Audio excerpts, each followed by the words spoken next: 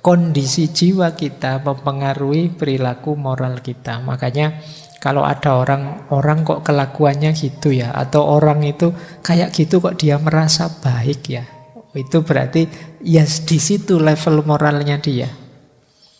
Jadi tahap moralnya dia di situ. Kadang-kadang kan kita heran, menurut saya loh itu jelas tidak sopan, menurut saya itu jelas pelecehan, tapi kok dia merasa baik-baik saja ya, aman-aman saja ya, merasa ya memang seharusnya begitu.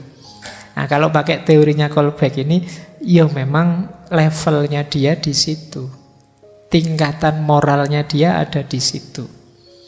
Ya ini malam hari ini kita belajar itu biar kamu ndak heran dan juga ndak ngamuan juga kalau ketemu orang-orang semacam itu. Jadi perkembangan moralnya manusia itu bisa dibagi dalam 3 level dan 6 tingkatan, 6 stage. Setiap level ada 2 tingkat. Ternyata moralitas kita itu berkembang. Tidak macet, tidak kok orang itu tiba-tiba jadi baik, tiba-tiba jadi murni sekali. Misalnya, Pak, saya ingin ikhlas, Pak, langsung terus bisa ikhlas, itu enggak, ada tahapannya.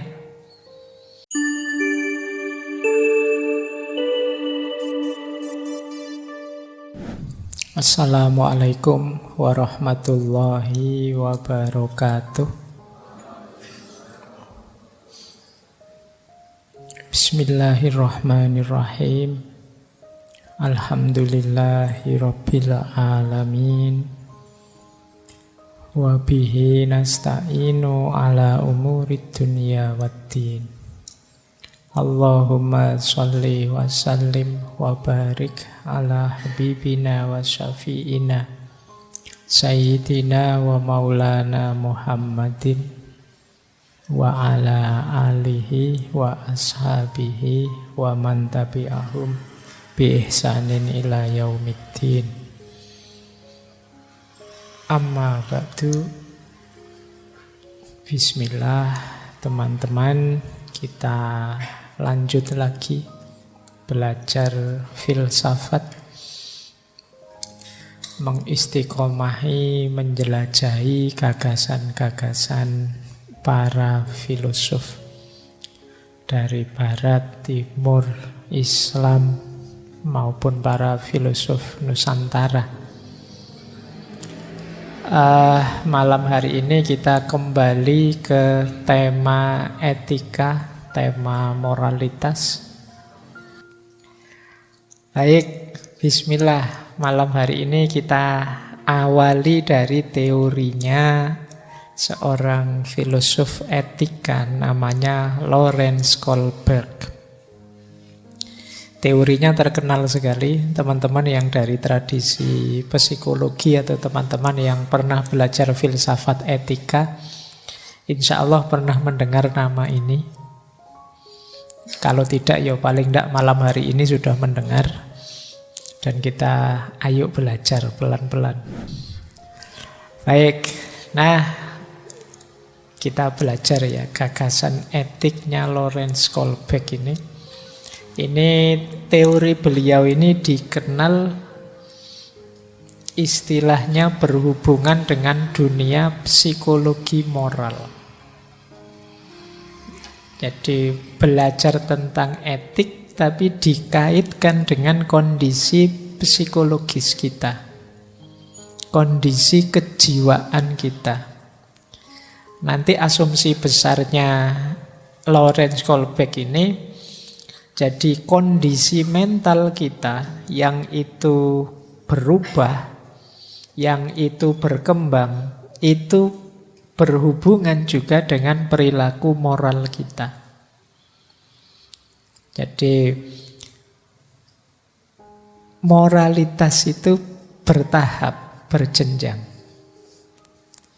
Kalau asumsinya Lorenz Kohlberg, ya kondisi jiwa kita mempengaruhi perilaku moral kita. Makanya kalau ada orang kok kelakuannya gitu ya, atau orang itu kayak gitu kok dia merasa baik ya, Itu berarti ya di situ level moralnya dia. Jadi tahap moralnya dia di situ. Kadang-kadang kan kita heran, menurut saya loh itu jelas tidak sopan, menurut saya itu jelas pelecehan, tapi kok dia merasa baik-baik saja ya, aman-aman saja ya, merasa ya memang seharusnya begitu. Nah kalau pakai teorinya Kolbeck ini, ya memang levelnya dia di situ, tingkatan moralnya dia ada di situ. Ya ini malam hari ini kita belajar itu biar kamu ndak heran dan juga ndak ngamuan juga kalau ketemu orang-orang semacam itu. Jadi kalau ada kelakuan-kelakuan yang ndak cocok sama kalian, tinggal disimpulkan saja, oh memang level moralnya masih di situ, kurang tinggi. Meskipun ya saya sarankan pertama-tama kalian sebelum ngejudge orang, menilai orang, nilai diri sendiri dulu. Kamu levelmu terus ada di mana? Ketika engkau menganggap orang lain standar moralnya rendah, nah standarmu terus ada di mana? Malam hari ini kita cek ya, nanti kita ada di mana kalau pakai teorinya Kolbeck ini. Moralitas kita ada di titik mana? Jadi malam hari ini kita mempertemukan kajian filsafat dan kajian psikologi. Kajian tentang etik itu kan cabangnya filsafat. Cuma nanti kawin dengan kajian psikologi. Baik. Silahkan yang sudah siap-siap tidur, doanya di tata. Malam hari ini materinya materi kelas sekali, materi kampus sekali. Jadi pokoknya kita kejar barokahnya saja. Entah nanti paham tidak paham materi yang saya sampaikan malam hari ini. Oke, saya mulai di sini. Ada 4 hal yang mempengaruhi perilaku moral kita.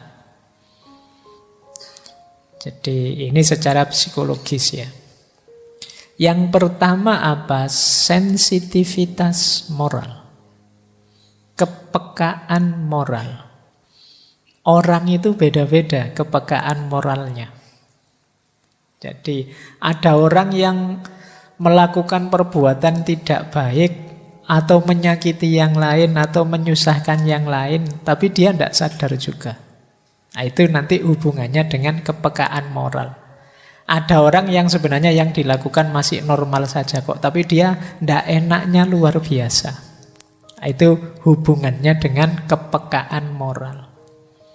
Kamu peka tidak sih kalau yang kamu omongkan itu menyakiti? Nah, itu kepekaan. Saya mau tanya temanku ini sudah punya pasangan apa belum ya? Nah, tapi kalau tak tanya tersinggung enggak ya? Nah itu berarti kamu punya level kepekaan sendiri. Atau jangan-jangan kalimatku tadi menyakiti dia. Nah, itu hubungannya dengan kepekaan. Kalau kamu sering jadi orang tidak enakan, mudah sungkan, mudah segan terhadap sesuatu, itu kemungkinan hubungannya dengan sensitivitas moral ini. Nah, ini menentukan perilaku moral. Kalau kalian tidak enak itu kan terus mulai remnya diefektifkan. Tidak ingin lagi menjelajah atau ngejar-ngejar informasi dan lain sebagainya. Nah, ini yang pertama. Dan ini setiap orang pastinya beda-beda. Ada yang sangat sensitif, ada yang tumpul sama sekali. Nah, yang kedua, penilaian moral. Kalau ini hubungannya dengan kecerdasan. Penilaian moral itu nanti nyambungnya dengan keputusan moral. Saya harus melakukan ini apa melakukan itu ya?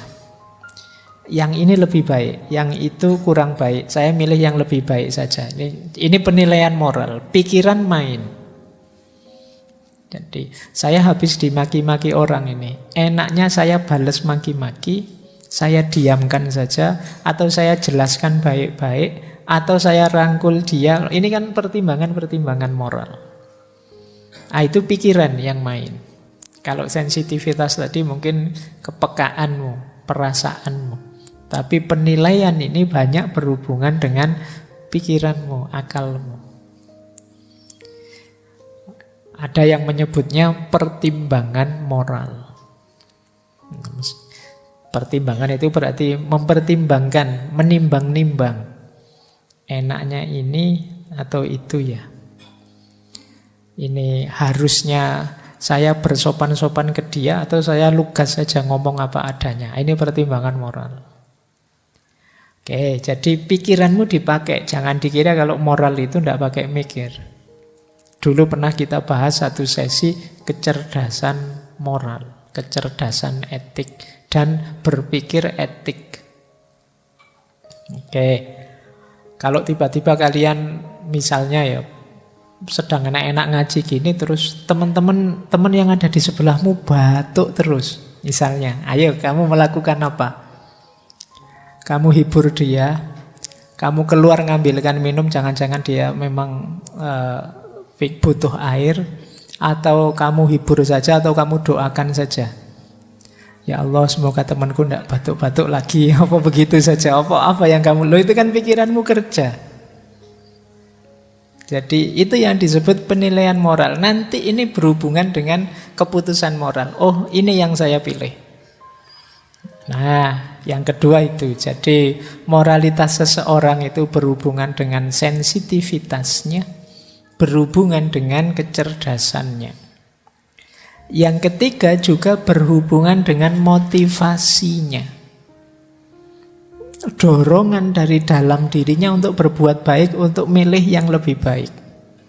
Ada loh orang itu yang tahu kok secara pikirannya dia ini lebih baik, dan dia sadar kalau ini menyenangkan orang atau menyakiti orang, tapi motivasinya kurang dia. Alah, ngapain sih capek-capek melakukan itu, sudahlah. Nah, ini berarti motivasinya kurang untuk melakukan kebaikan. Jadi kalau bahasa agama, niatnya kurang kuat. Kalau niat kurang kuat ini kan kamu tahu kamu harus melakukan apa, tapi tidak melakukan apa-apa. Atau ya melakukannya setengah hati. Nah, ini namanya motivasi moral. Biasanya ya lawannya kemalasan moral, demotivasi moral. Kamu tidak tahu yang baik dan buruk, tapi tidak ingin melakukan yang baik dan menjauhi yang buruk.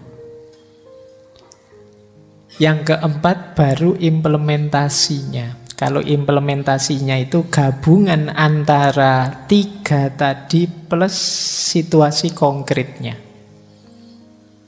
Jadi namanya penerapannya, implementasinya. Jadi sensitivitasmu ditambah kecerdasanmu untuk menilai sekaligus motivasi dalam dirimu, terus dikonkretkan lewat anggota tubuhmu di tengah masyarakat. Ini namanya implementasi. Disitulah perilaku moral lahir. Jadi dipengaruhi oleh 4 hal ini sekaligus. Jadi kalau kalian ingin menganalisis perilaku moral seseorang, kalian tinggal bagi, sejauh mana dia sensitif, sejauh mana kecerdasan moralnya bekerja, sejauh mana dia termotivasi untuk melakukan perilaku moral itu, dan implementasinya seperti apa. Nah, ini 4 hal yang berpengaruh dalam perilaku moral kita. Ya, ini yang membuat setiap orang itu bisa beda-beda perilakunya. Karena apa? Sensitivitasnya beda-beda, kecerdasannya juga beda-beda, motivasinya juga beda-beda. Jadi, maka keputusan moralmu dengan temanmu, mungkin dengan adikmu, dengan keluargamu bisa saja sangat jauh berbeda. Kenapa? Isi komponen 3 tadi beda. Sehingga implementasinya beda-beda. Oke, baik. Nah, ini silahkan nanti kalian renungkan ya. Perilakumu sejauh mana kamu sensitif secara moral, peka. Sejauh mana kamu cerdas secara moral, dan sejauh mana kamu termotivasi untuk jadi orang yang bermoral. Ada loh orang yang tidak termotivasi jadi orang yang bermoral. Banyak mungkin orang yang putus asa dengan moral. Malah Pak, saya bermoral, akhirnya saya yang paling sulit, saya yang paling sengsara. Saya toleran bantu teman, terus akhirnya ya saya susah sendiri, teman-teman ketawa-ketawa enak. Saya paling sumpek misalnya. Terus dia putus asa dengan moral. Ada yang begitu. Nah, silahkan kalian renungi ya, profil moralitasmu itu bisa diambil dari 4 variabel ini. Baik, kita lanjutkan. Nah, ini hasilnya, nanti kita jelaskan satu-satu ya.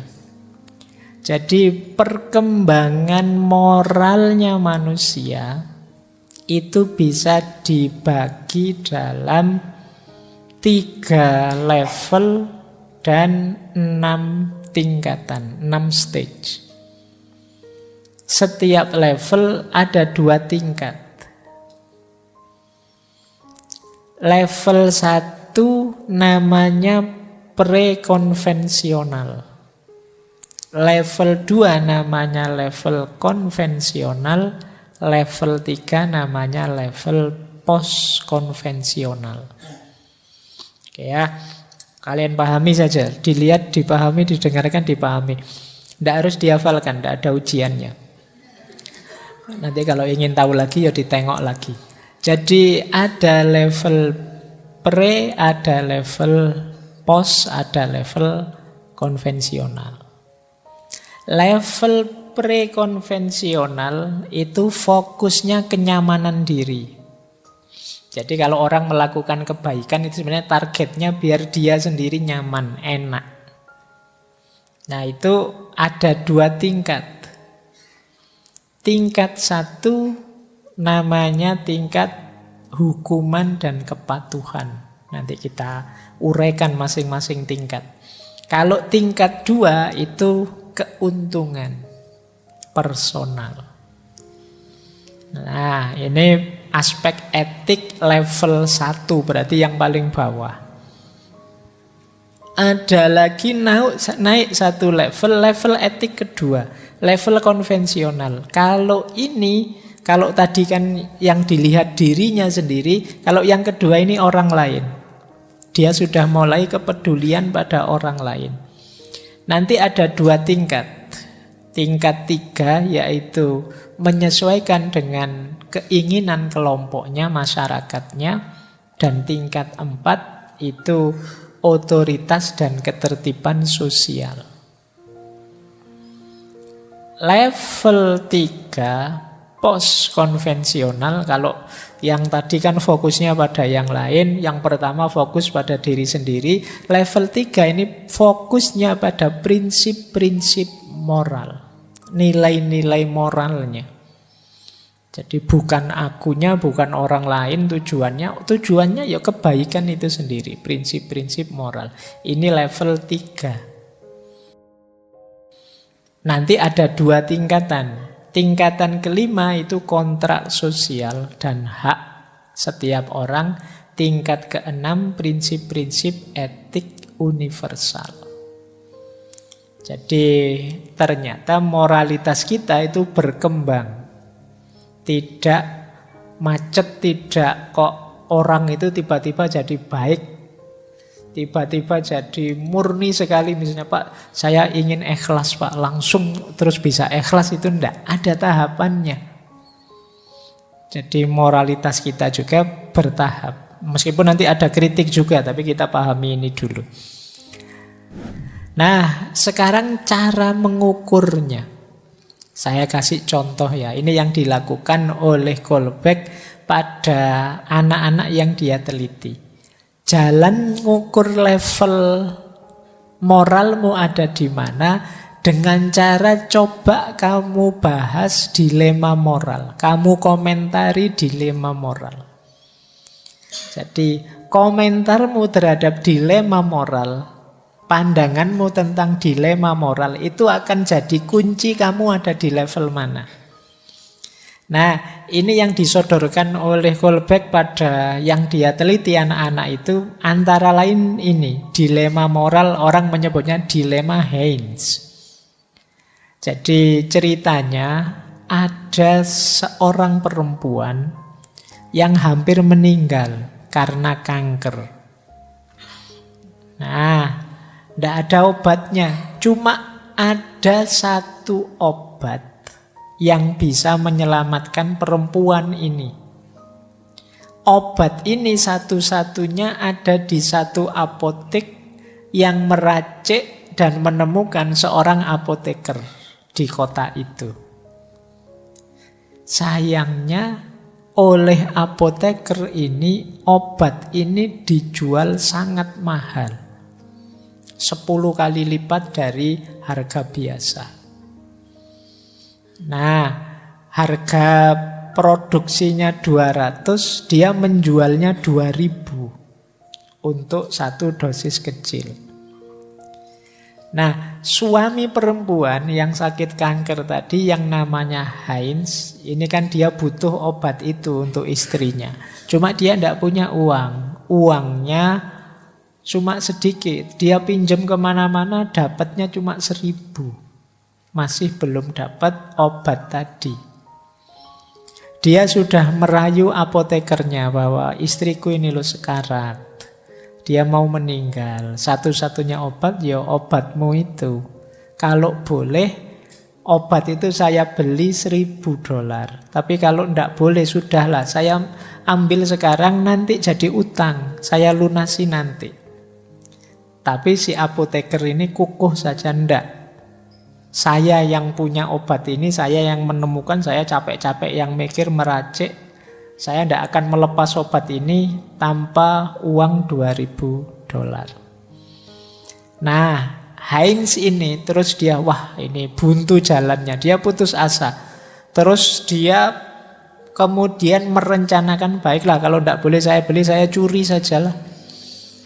Nanti saya nunggu sepi, tak bobol saja apoteknya. Nah, menurutmu tindakannya Heinz bobol apotek itu baik atau tidak? Nah, ini namanya dilema moral. Kalau tidak dibobol, istri mati. Tapi kalau dibobol, tidak boleh mencuri barangnya orang, maling. Nah, ini dilema moral. Kalian jawabnya seperti apa? Ini nanti menentukan levelmu ada di mana. Coba kita lihat ya. Level 1, kita lihat tipe jawabannya level 1. Orang di level 1, mungkin ada yang bilang boleh, ada yang bilang tidak. Yang menentukan alasannya. Orang di level 1 yang boleh, mungkin alasannya boleh dia mencuri obat itu karena harganya kan sebenarnya cuma 200 bukan 2000. Mencuri saja karena nanti kalau istrinya mati dia akan depresi. Kalau istrinya meninggal dia stres, biarlah tidak apa-apa. Orang level 1 kan menghindari sakit dan menghindari kesengsaraan. Nah, nanti kalau istrinya meninggal kan susah aku. Jadi mencuri saja, tidak apa-apa, nanti tobat. Kalau sudah istrinya sembuh.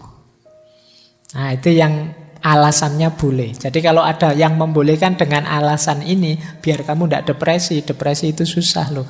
Ini level 1 berarti. Atau tidak membolehkan.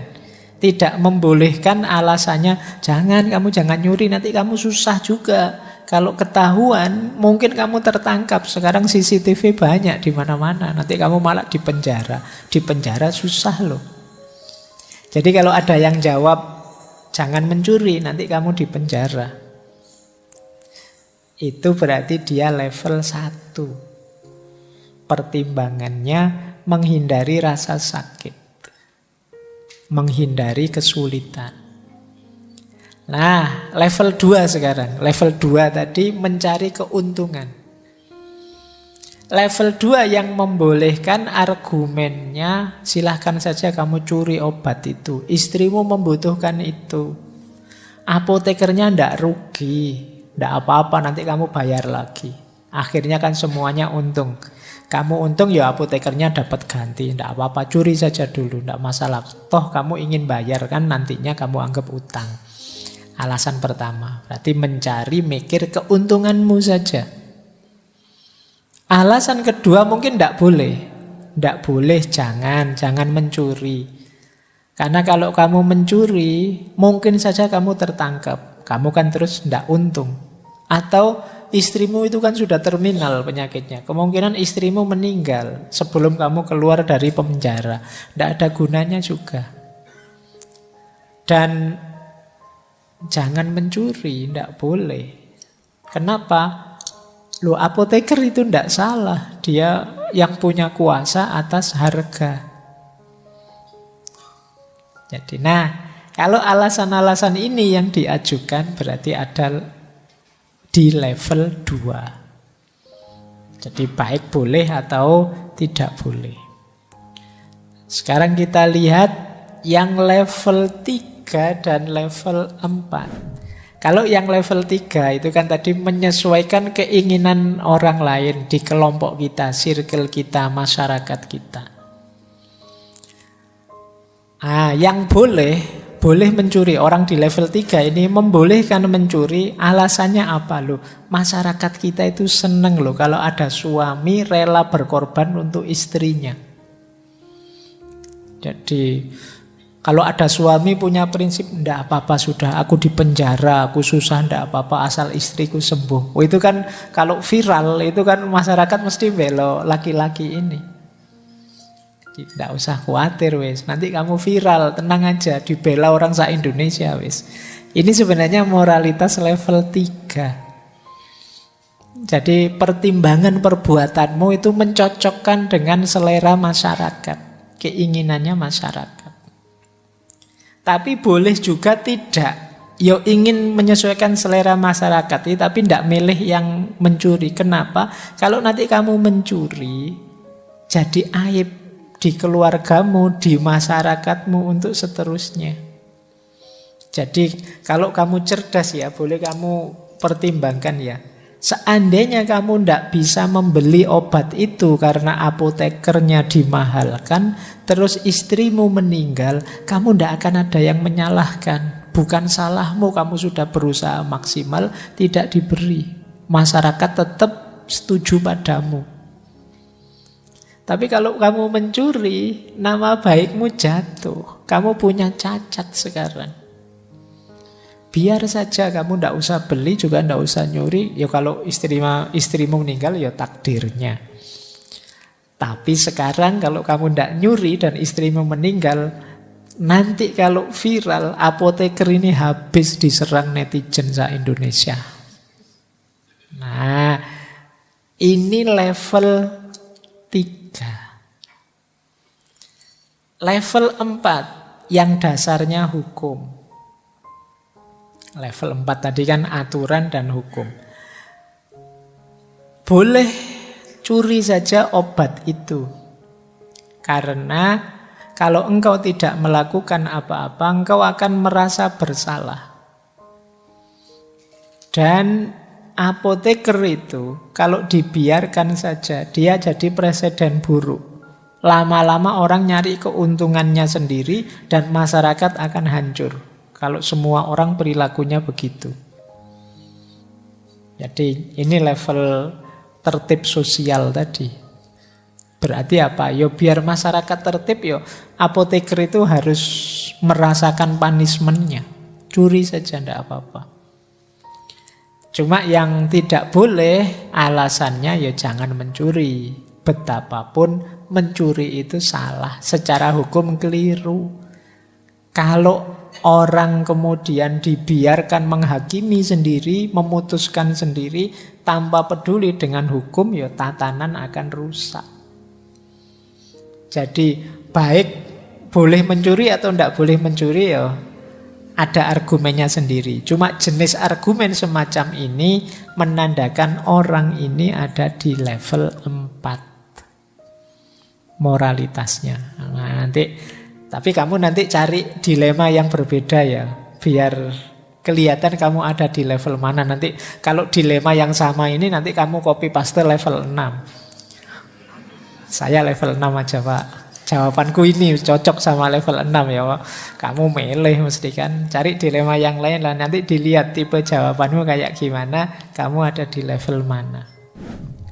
Kalau level 5, jawabannya kalau boleh, argumennya biasanya mencuri itu dalam situasi semacam ini tidak boleh disalahkan. Kok ada hukum yang menyalahkan orang mencuri dalam situasi semacam ini, hukumnya yang harus diganti.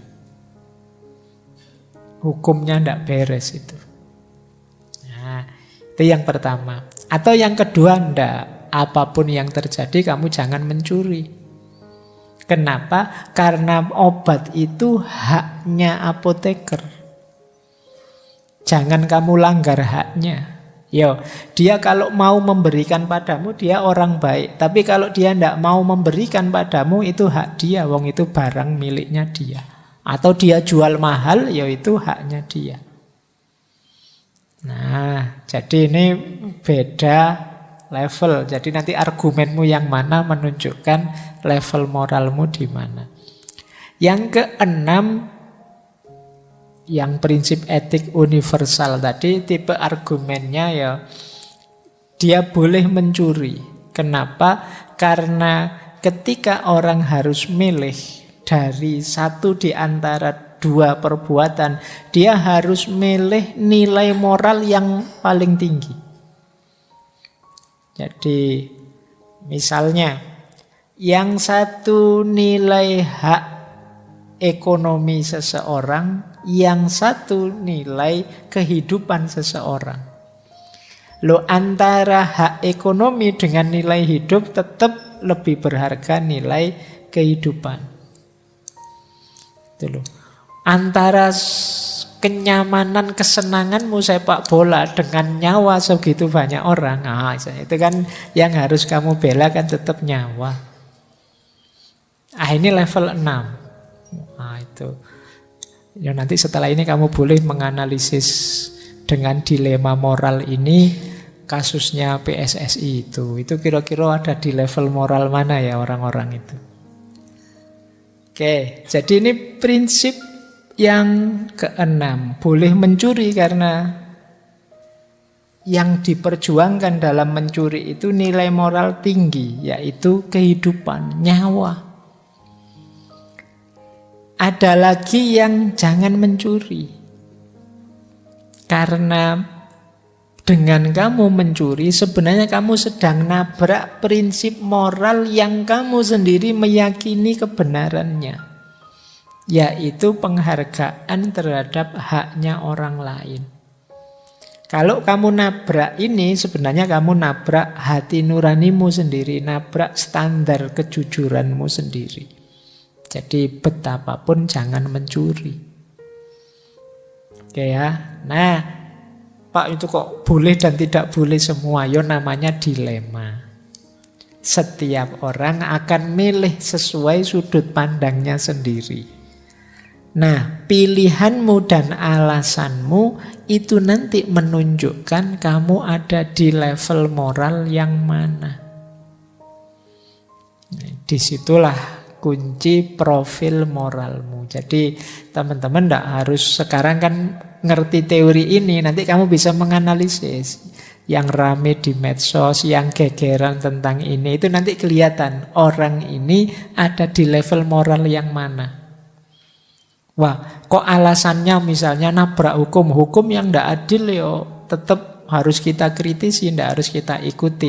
Oh, itu berarti level moral keempat orang ini. Ada yang bilang, yang penting nilai kemanusiaan, yang lain itu nanti dulu lah. Yang penting ini loh, nyawa, nilai kehidupan ini nomor satu. Oh, dia mungkin ada di nilai kelima atau keenam, ada di tahap ketiga dan lain sebagainya. Jadi ini yang disebut tahap-tahap perkembangan moral. Idealnya manusia itu semakin berumur, semakin naik level moralnya. Meskipun ya ada orang yang mandek di level tertentu. Atau mungkin karena situasi terus degradasi. Kemarin level 6, sekarang balik lagi ke level 1.